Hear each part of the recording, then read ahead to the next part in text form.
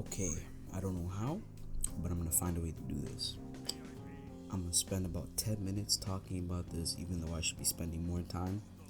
But this has to be said, this has to be talked about. So, you know what? Let's get started. My name is Perp. Welcome.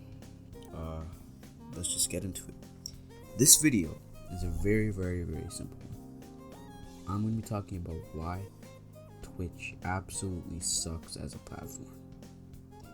It's a simple concept. Some of you will agree, some of you will disagree, but hear me out, hear my points. At the end of the day, make your own argument, make your own case, but I just don't like the platform. And more than that, I think it sucks. I think it's on a downward spiral, and I don't think it's gonna recover. So, yeah, let's talk about it. First of all, the two major reasons I'm talking about this, and the reasons that Twitch is relevant in this case, and first of all, it definitely has to be Tim the Tap Man signing with YouTube Gaming. Now, part of this, of course, is about him getting the bag. Of course, people signing exclusivity deals. Shot and Ninja perfected it. They went to Mixer for absurd amounts of money. But yeah, it's all about getting the bag. But I also think there's something subtly hidden about that. When these people sign with other platforms, in this case YouTube Gaming, which YouTube is a pretty good platform to live stream. I think if they're able to iron out all the kinks and make it appealing to Twitch content creators, a lot more people will be going there. But as of this point, YouTube is a pretty good platform for doing live streaming. Of course, you're a lot more restricted in the content that you can make. You can get your live streams taken down if you do this or that or this or that. But then again, it's more consistent enforcement than Twitch could ever hope to manage, right? But that's probably one of the reasons at this point Twitch sucks. Not necessarily their fault. The company can't control who signs deals, who doesn't, right? You can't control who gets the bag and who doesn't, right? If you're not willing to pay your streamers to stay on your platform, that's already a bad sign. That means some of them already want to go. They're willing to take the bag as opposed to stay loyal, which it's unfortunate, but that's just the way our world works,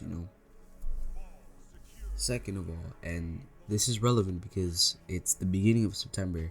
This only really happened a few days ago, and it's addressing the main point here, and that's the toxic culture of Twitch.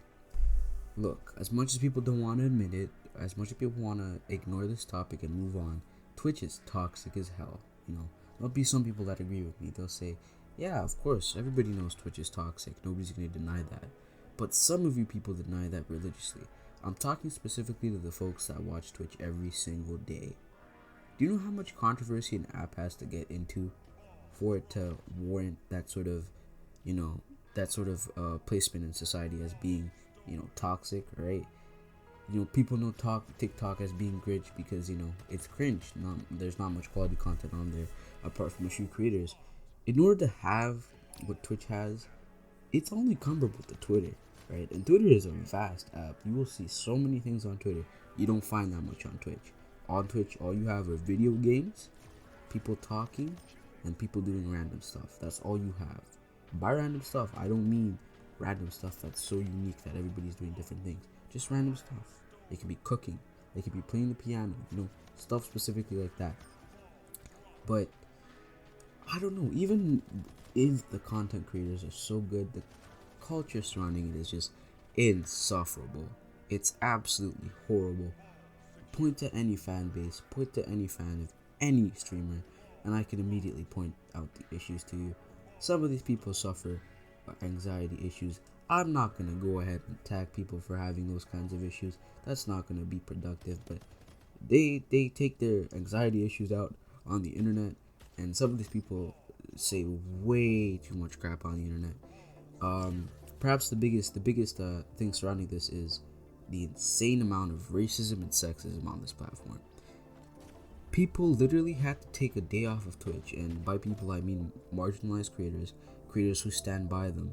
They had to take a day off Twitch so Twitch could actually notice that this was going on, and this is relating partly to hate raids.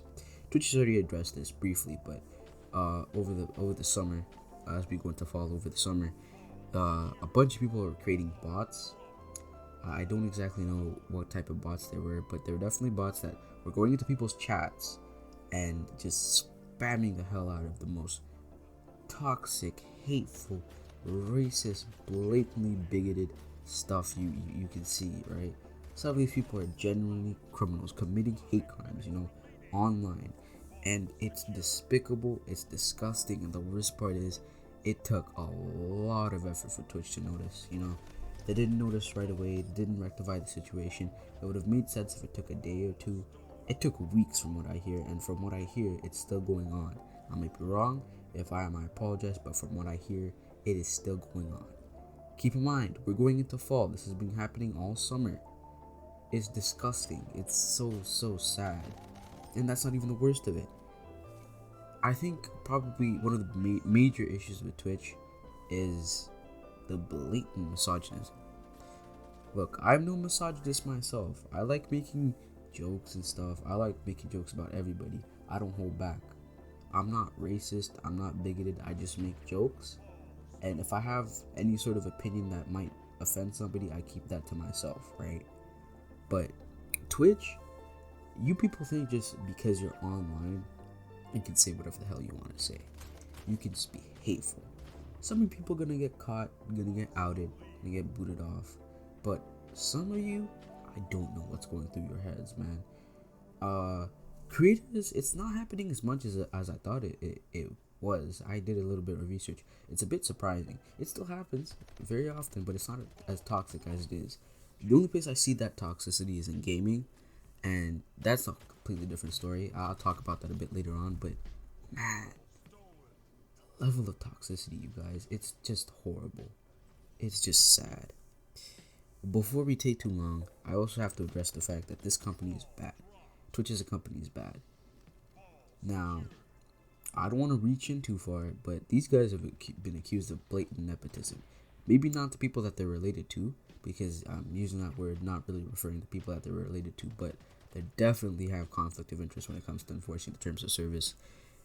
Twitch is the kind of company that will ban people randomly off rip for no reason, but then not ban female streamers, specifically female streamers, who do lewd things.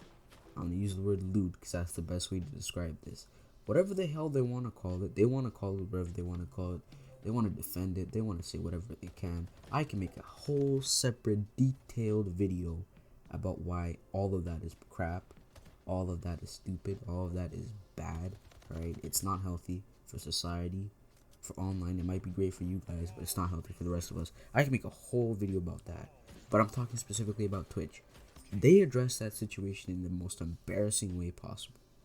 I mean, of course, they did it in a way where they were subvertly changing the terms of service so they couldn't make as much money off of it. But they let these women stay on the platform and do their hot tub stuff and made a whole ass category for them so that they could draw as much attention as possible.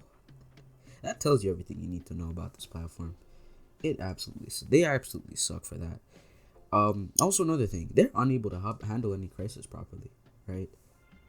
For people to have to take a day off of your platform to boycott that badly, you must have done something really bad. Like, again, there's so much crap happening with Twitch. I can't even, off the top of my head, I can't mention anything specific, but this platform has had so much crap go down over the past few years. Over the past 24 months, it's probably been its most chaotic state. Immediately, I can point out to you the Dr. Disrespect situation. That situation still hasn't been resolved. It's been more than a year. That happened in summer of last year, if I'm not wrong. It has not been resolved. For over a year. Banning one of your most popular streamers on your platform. And not saying a damn thing about it. For a year?